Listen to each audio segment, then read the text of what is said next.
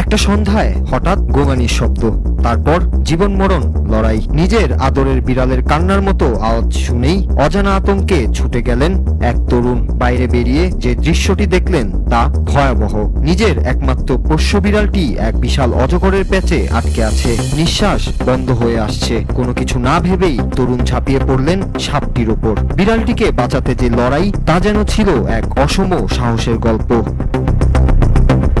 প্রথমেই বিড়ালটিকে টেনে মুক্ত করেন তিনি। এরপর চোখ রাঙিয়ে থাকা সেই মস্ত অজগরটির বিরুদ্ধে দাঁড়িয়ে গেলেন খালি হাতে। ভয় না পেয়ে সাহস নিয়ে তুলে নেন সাপটিকে। তারপর রেস ধরে শুরু করেন প্রতিরোধ।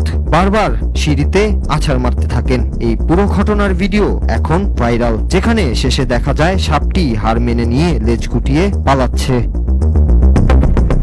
এই তরুণের চোখে ছিল কেবল একটাই লক্ষ্য, তার বিড়ালটি যেন বাঁচে। তার হাতে ছিল না কোনো অস্ত্র, পাশে কেউ ছিল না সাহায্যের জন্য। তবুও থামেননি সেই যুবক।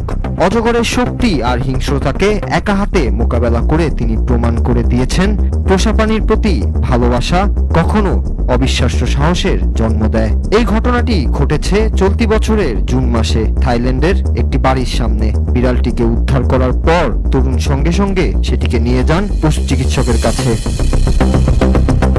এখন সেই বিড়ালটি নিরাপদ ও সুস্থ। আর সেদিনের সেই ভয়াবহ সন্ধ্যা থেকে গেছে সামাজিক মাধ্যমে ছড়িয়ে থাকা একটি ভিডিওতে, যা দেখে এখনো অবাক হচ্ছেন নেটিজেনরা।